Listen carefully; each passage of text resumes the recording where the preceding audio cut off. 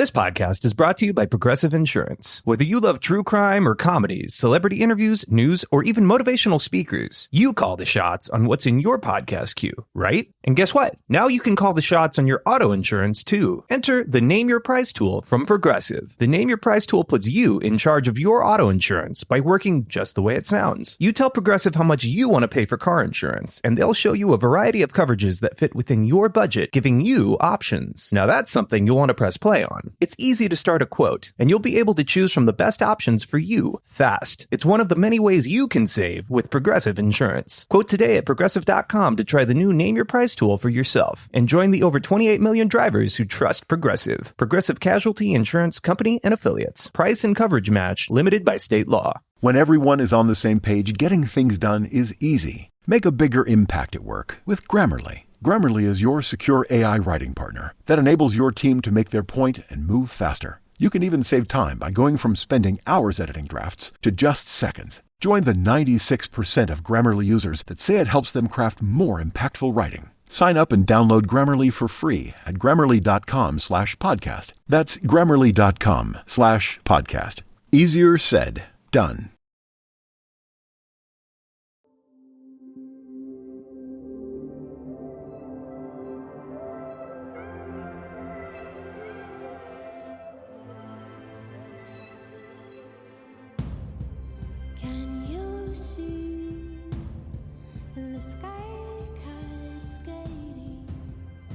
Oh, yeah, baby. Apple event time has finally come to an end, and we are here a little earlier than we normally are here on Fridays. No, we are here up the next day following the big news of the Apple event. And here we are with some brand new products that we and Mr. Frank Keto Frank are going to talk about. That's right.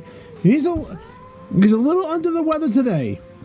Though, Frank, how you feeling? I got a little sore throat, but other than that, like I said, we were at the baseball tournament this weekend up in North Jersey, and they got caught in the rain and cold, and so I think I got a little sore throat. But other than that, I'm fine. And no, he does not have the coronavirus, everybody, no. Okay? He's been tested, yep. I guess, yeah. And he's good to go, so that means he can come here, be on the podcast with us, and he will not create the coronavirus through my microphone into my mouth and cause me to get this virus. But Frank, we're going to not do too much of the introductions today. We have so much to get into that we just had a keynote. Did you know Apple had a keynote today? Yes, I did. Yeah, you heard of that, right? Yeah. Well, Apple did have a keynote today and introduced, I guess, technically 2 or 3 products. I mean, whatever you want to consider an iPhone and a Pro and a Max and a Mini, whatever you want to call it.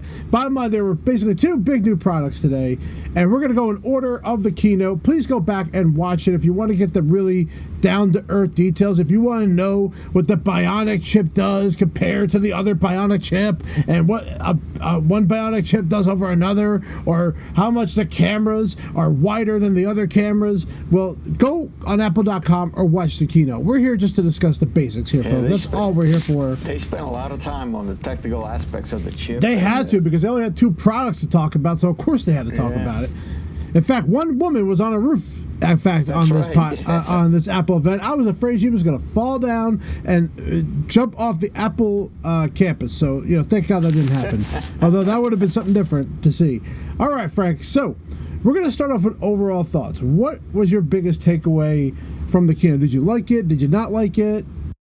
Well, I thought from the technical standpoint, I thought the production was done really well. And I didn't know what to expect with the phones. They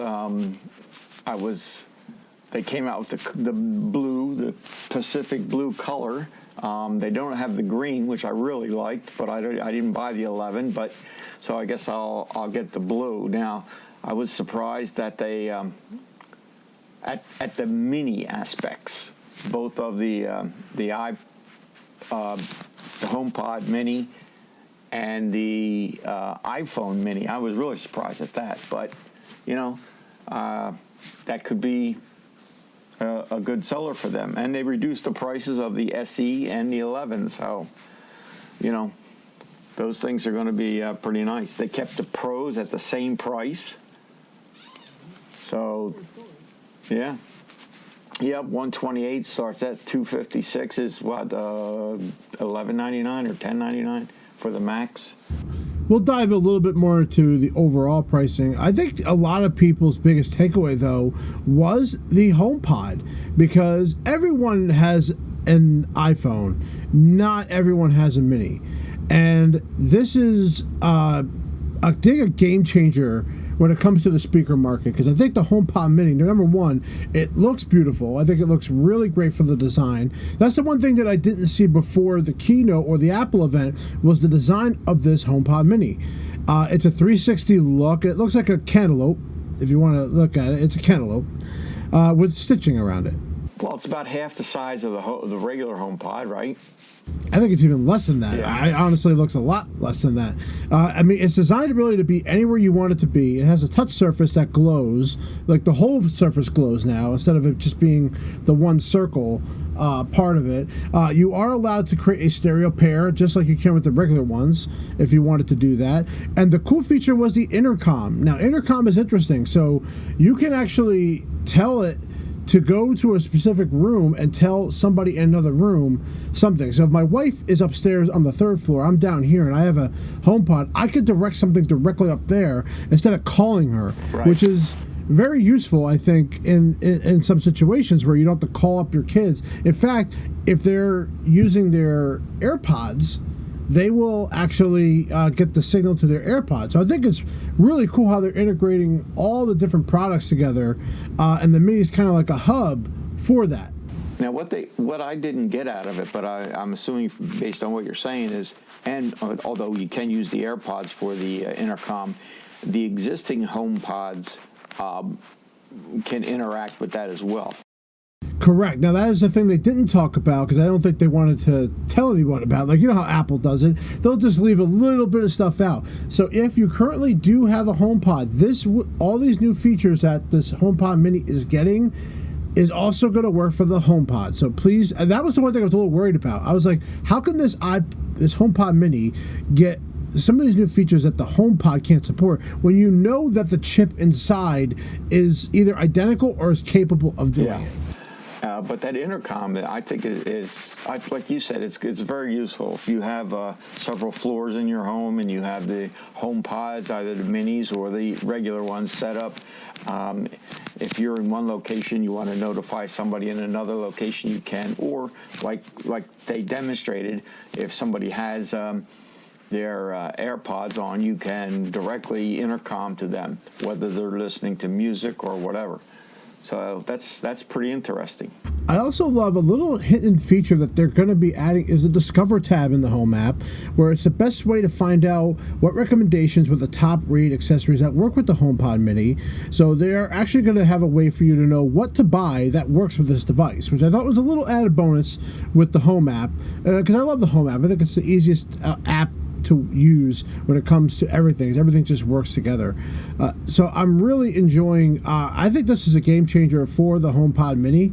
I think it's. I wish there was a couple more colors. I think some more colors would be nice instead of just the regular black and white. But I think this is the opportunity to get people having a HomePod and having the experience of an Alexa or a Google in their home that's Apple based.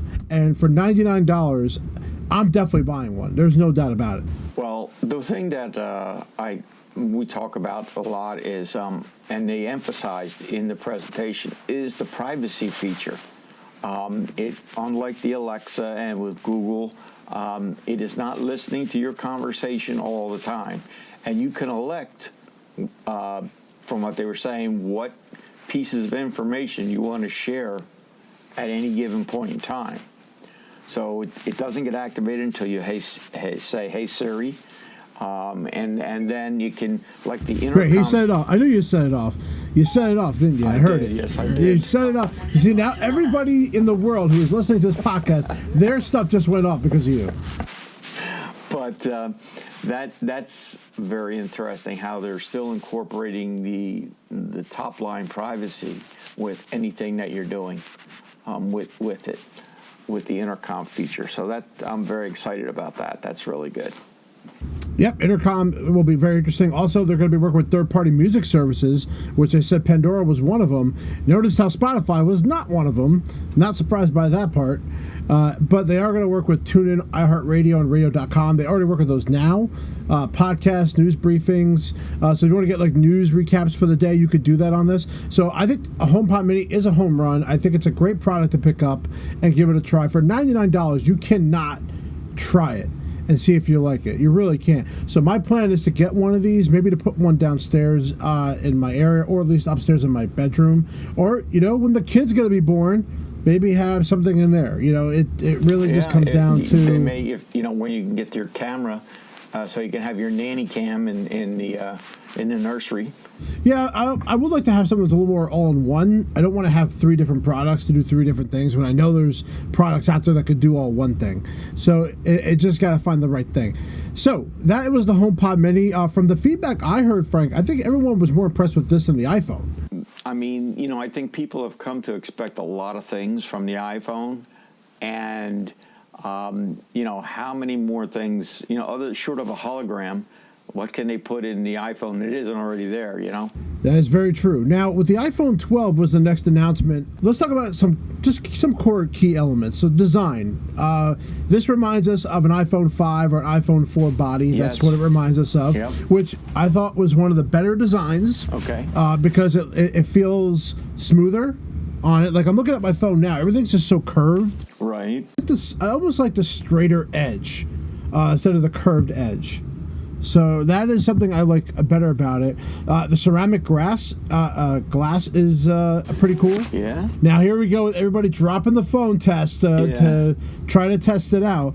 But Frank, I got to tell you, they talk so much about 5G. Like 5G was like, it almost sounded like this is the newest thing that has ever happened in the world. Yeah. Because they talked about it for like 10 minutes. They had the Verizon CEO there. Yep. Which we're going to talk about a little bit more in depth in a minute, about why they were there, and that it was such a big deal. Well, I think that, what they were trying to get across was the fact that, the carriers are putting out the 5G network nationwide. Verizon specifically is doing the ultra band in 6 cities across the United States, and then they're going to roll it out to more. So you're going to have up to 4 gigabytes speed downloading, and so it's ultra fast. And I think the big thing is that they're trying to show that it is the fastest phone on the market, with all of the other capabilities, the camera, all of the new features that they did put in the 7 lenses in the Max Pro, the LiDAR, the things that if you're not you're a videographer, so I would, as I was watching that, I thought the iPhone Max Pro or the Pro Max, I thought of you. I thought, wow, that would be something that you could really take to its max and really utilize it. The low light features in the film, and a lot of really, really awesome features if you use the camera. And the new feature with Dolby Vision that is now coming out, and also the 4K HDR. So they are introducing some new ways. Again, something to make me feel like, oh my God, like I have to get this phone because there's going to be some really cool things. Now, for me, there's always one thing in one device that sticks out the most. When I talked about the iPad Air, it was Touch ID. The feature I'm talking about in the iPhone 12 and Pro is MagSafe. Because, yes. Number one, I love the fact they brought that word back, because the MagSafe power adapter was such a game changer in laptop technology. Yep. The fact that when you kicked your cable, you would not snag the cable. Yep. It was such a small thing that Apple no longer has, which I miss. And I don't know why Apple doesn't go back to a MagSafe. I really don't. But the fact that they brought it back for this to me was the bigger feature of this phone. Yeah. 5G, fine. MagSafe was rumored, but to know that how it clicks in there, how it's not going to be just used for a charger. It's used for cases, and it could be used for multiple accessories. Yeah. That haven't even come out yet. Now think about with the 10 and the 11. A lot of people used to use a magnetic holder in their car. And with the charging, you could not put that magnet on the back of your phone and have the automatic charging. You lay it down, put it on the charger. That would not work with that magnet.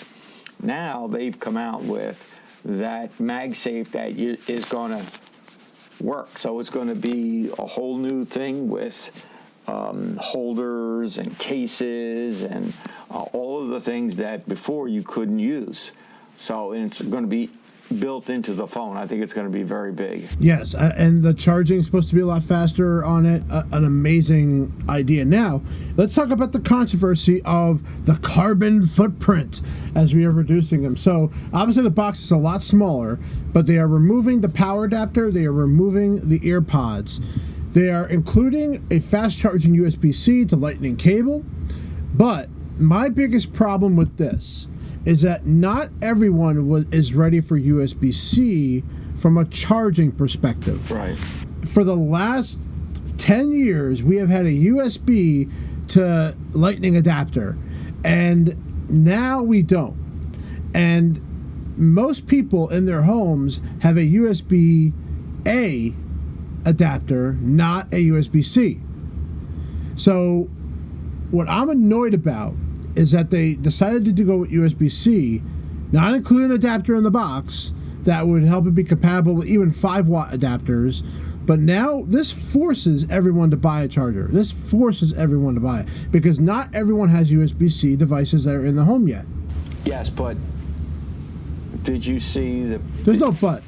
Well, to me, did you see the price on the charger for the MagSafe charger?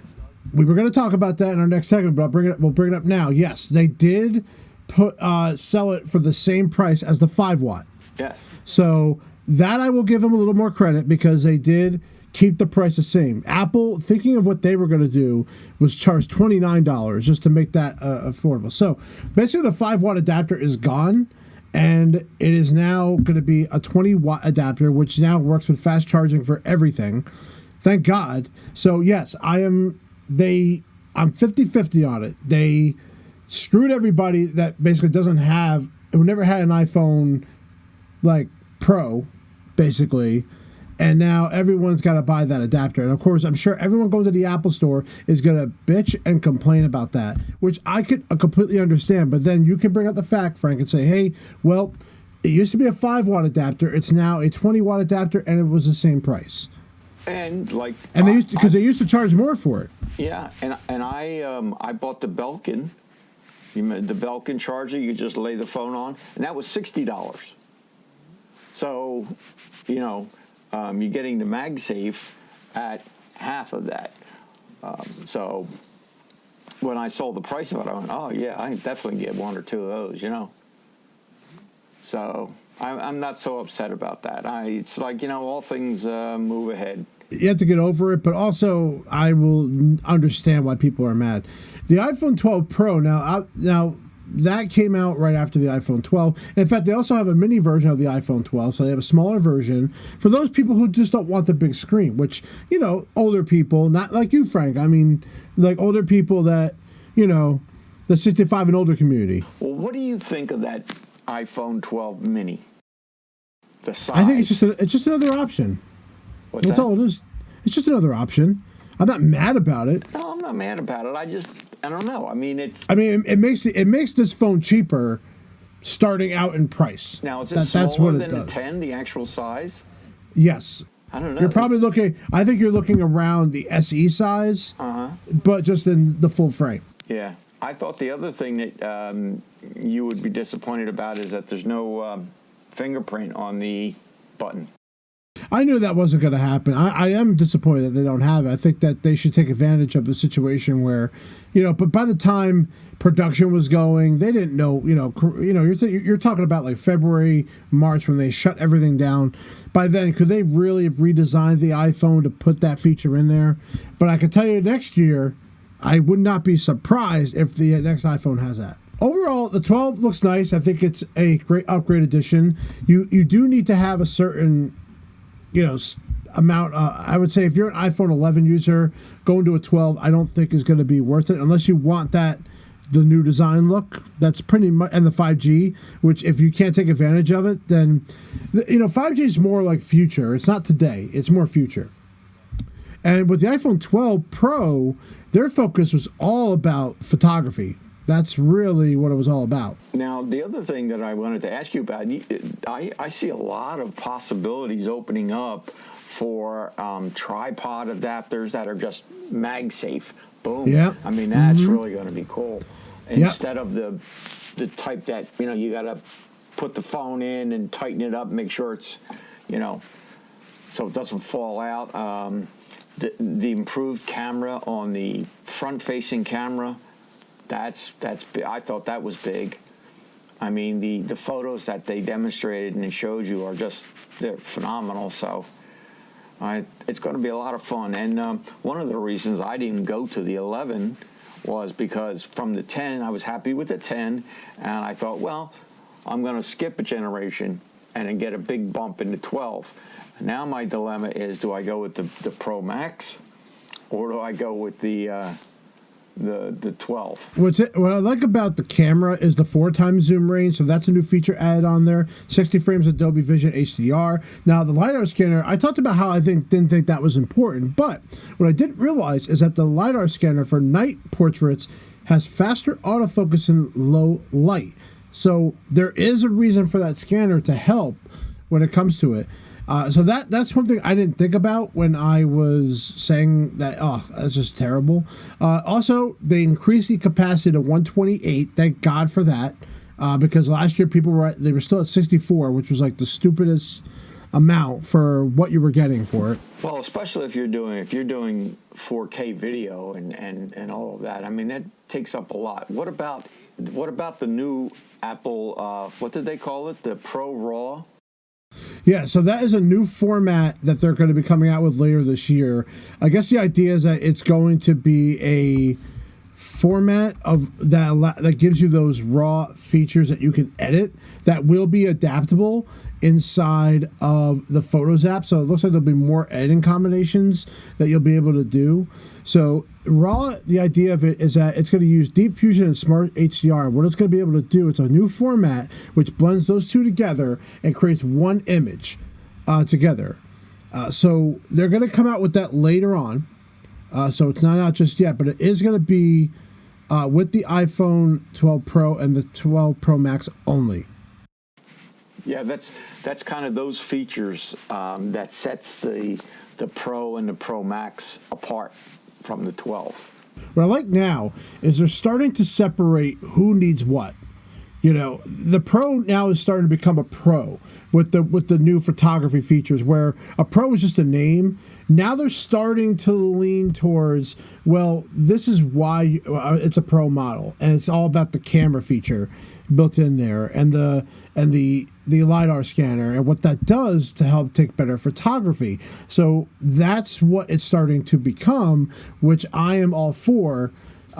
Keep the iPhone, keep a Pro model like that, and that's how you know to separate it between everybody. And plus, that gold design looks pretty hot. Yeah, that's going to be the they're going to push for that market share. For the, I'll say, more advanced to professional photographer, videographer. That's the market they're going to go for. And I think that's a good move. The regular 12 and the 12 Mini are going to be geared towards your average users. Not that the cameras are bad. It's not that. It's just that if you're a more advanced, say a professional photographer or a active hobbyist, you may want to go for the Pro. So it's a $699 model for the iPhone 12 Mini. It is $799 for the iPhone 12. Now, there's a little bit of a caveat here. Let's talk about this a little bit. This is where this is a little confusing, and Frank, I don't know if you could explain it to me or not. AT&T and Verizon are at $699. Sprint and T-Mobile are at $729. Explain that. I think that caveat is based on the fact that Verizon and AT&T are the two big carriers that started with Apple, and I think that's the one advantage that they're trying to give those carriers over T-Mobile. Why would that be? Why would they piss off T-Mobile? I don't know if they're not necessarily pissing them off, but why would they offer two different pricing? That's just more confusion now to add. When I saw that, I was like, wait a minute, what? That doesn't make any sense. Why would they do that? I don't know. Unless that's just part of if you go to AT&T and buy it through AT&T and Verizon, you get that price. And maybe T-Mobile just didn't want to have those discounts. I don't know. Yeah, they're calling it a price includes a $30 Verizon discount, which requires activation. So you have to activate it or else you don't get it. It says come back and pre-order to get an iPhone 12 mini for $11.95 a month after trade-in and Verizon bill credits. 1 to 2 month payments of $18.91 before bill credits. Yeah. So the idea is you have to trade in an eligible smartphone to get even more for the trade-in. Select the device payment program as your monthly activation and activate with an eligible Verizon unlimited plan. So there's a lot of yeah, for that small discount, there's a lot of caveats. There is a lot of caveats. Now, when I'm looking at AT&T, it doesn't look like they have as many. And then, of course, you're paying $7.29. Again, I hated that. That's just so weird why they're giving a discount, but T-Mobile and Sprint are not. I don't know. I to be honest with you, Will, I really didn't pay too much attention to those only because I tend to buy my Apple products through either the Apple Store, local Apple Store, or online through the Apple Store using my Apple Card. Now, even, what I noticed with that, though, is that even if I choose the monthly installments against my Apple Card, I get the 3% back on the entire purchase immediately. It's not 3% each month, which I thought, well, that's kind of nice. You know what I mean? So, that's what I intend to do. I'm going to do the 0% financing for 24 months on my Apple Card, and I'll get 3% back. And the other thing I noticed now on the Apple Protection Plan, they have one that covers theft and loss. The Apple Care is the same price as it was before, so there's nothing any different about the Apple Care. That was another little hidden gem we were going to talk about on there. As far as the iPhone 12 Pro, you can get the iPhone 12 Pro for $9.99 and then $10.99, which used to be $11.99 for the iPhone 12 Pro Max. And what's weird, too, is the iPhone 12 Pro Max does have different cameras than the 12. Rather than talk about it, you can read about it, but there is a difference between the two cameras because they have a little more room. So now you're competing Max against Pro. Which one should you get based on what feature you want in there? So, and what's weird too is that by the way, I looked at it, the iPhone 12 Max Pro, they're the same price, $10.99 a piece. So like even if you go to AT&T, Sprint, T-Mobile, or Verizon, which I thought was like, okay, that's weird. Like I don't understand it. That's what's so weird about it. It's like the Pro will be normal, but the 12 has an incentive if you go with AT&T or Verizon. Okay, so that's what's going on there. Now, also, the other phones did get discounted as well. The iPhone 11 is discounted. The XR is discounted. So those are still available to buy. And then, of course, the SE has already been out. So $599 for an iPhone 11. So let's talk about it, Frank. Which one are you ended up getting now? Personally, I'm going to get the Pacific Blue. I really wanted the green, but they discontinued the dark green. But I'm getting I'm going to go with the Max Pro, or the Pro Max, whatever you 256. Because again, I'm thinking, okay, this is the phone I'm going to have for 2 years. So that's the one I'm going to get. My wife, I don't know what she's going to get. We're both pretty happy with the size of the 10. So she may go with maybe just the 12, or I don't know, she may go with the Max. I don't know. She's got to see it. So And are you planning on trading in your 10? Well, I have buyers for my 10. So. How much do you think you should get for your 10? What's your goal? The last time I looked at the traded on the 11, it was at like 350. But now they're saying on 9 to 5, they're saying the iPhone 11 256 is 450. Oh, that's pretty high. Yeah, that's what I thought. I think it's a little too high. Well, I'm looking at the value right now of an iPhone 10. There's a website called Declutter that will offer $336 in cash for a 256 unlocked good condition. Oh, yes, you're right. I was looking at the 11. I'm sorry. I'm correct. Yeah, it is calm down for 256. So my grandson wants an iPhone, so he may get mine, and my daughter may get my wife's. I don't know. We'll have to see. Yeah, $490 is what I would get for my phone right now, with a 10% code through 9 to 5 Mac. So $490 is not too bad for the phone. That's okay. But again, I paid almost $1,400 for this phone. Well, yeah. So I can tell you right now, personally, I don't plan on doing anything. What I might do is I might buy a phone to use for one video gig. Just to see what it feels like to have one and look at the quality of the lens and get my assessment on it to see how I think it looks any different. I think that's probably what I'm going to do. Well, but I'm not keeping it. Well, that's one way to test it out, see what's going on.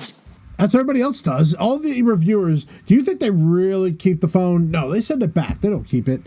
Let's talk about some of the hidden gems. So every time we have one of these Apple events, of course, they come out with some new stuff. So the Apple new MagSafe charger offers 15-watt charging and still Q limited to 7.5 watt. So they have that new charger that's coming out. Plus, they have that dual charger, which is going to be coming out as well, which is not released yet. But they have that as well. But that will be available for $39, which is not bad. Honestly, I think for a charger like that. And apparently, it'll work better charging it on the device. Very interesting enough, they did discontinue the Beats 3. So the Beats 3 were wire-free headphones. Now they have come out with a new pair of headphones that is more up to date for the ecosystem. So that's why it's kind of important now. And they start at $50, and that's for just a wireless pair of headphones, which are technically wired, but they're wireless. We did find out that the iPhone 12's mini battery life is 1 to 2 hours shorter than the 12 when comparing to video playback. Well, I mean, I think that makes sense. For the size, they got to give up something.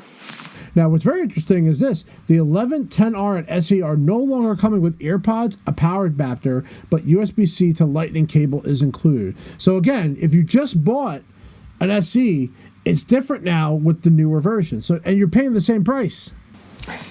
Yeah. Is that kind of messed up, Frank? Yeah, it is.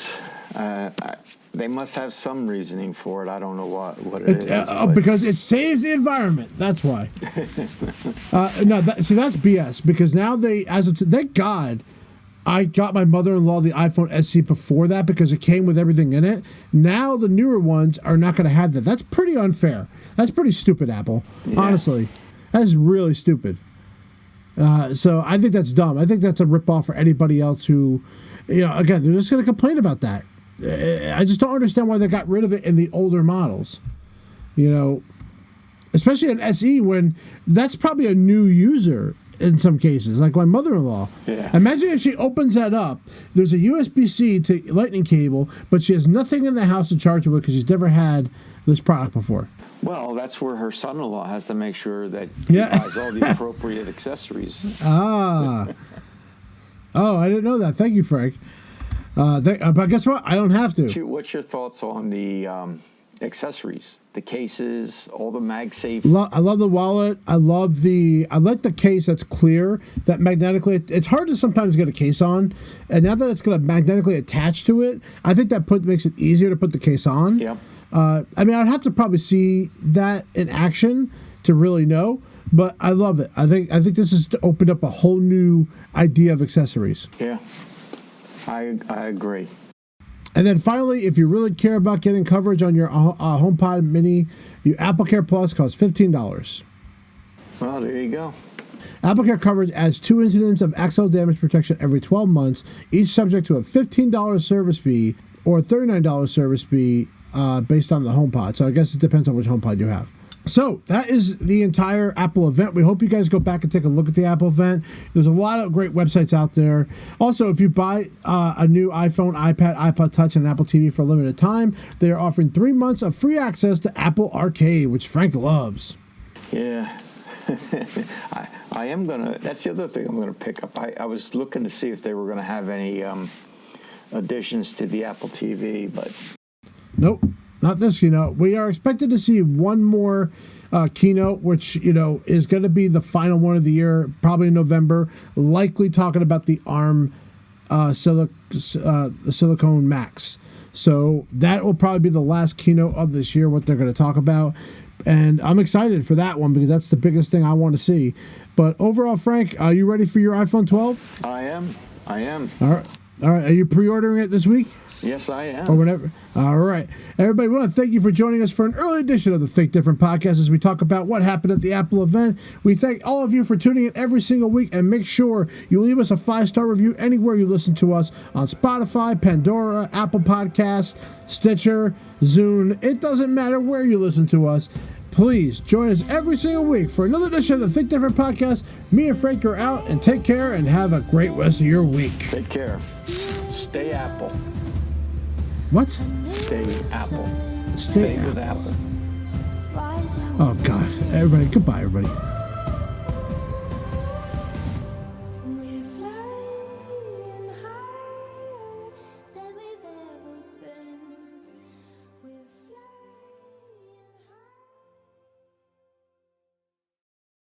When everyone's on the same page, getting things done at work is easy.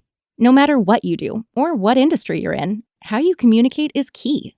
Everything you type is equally important to collaboration, and Grammarly can help. Think of it as your AI writing partner, empowering you to communicate effectively and efficiently, so you can make a bigger impact in the workplace. 96% of Grammarly users say it helps them craft more impactful writing. And as the gold standard of responsible AI, Grammarly is your secure AI writing partner that allows your team to make their point and move faster. By understanding your writing and context, Grammarly provides relevant, personalized suggestions. And with tone suggestions, you can navigate even the most difficult work conversations. You can also save time from spending hours editing drafts to just seconds with one click. Sign up and download Grammarly for free at grammarly.com/podcast. That's GRAMMARLY.com/podcast. Easier said, done.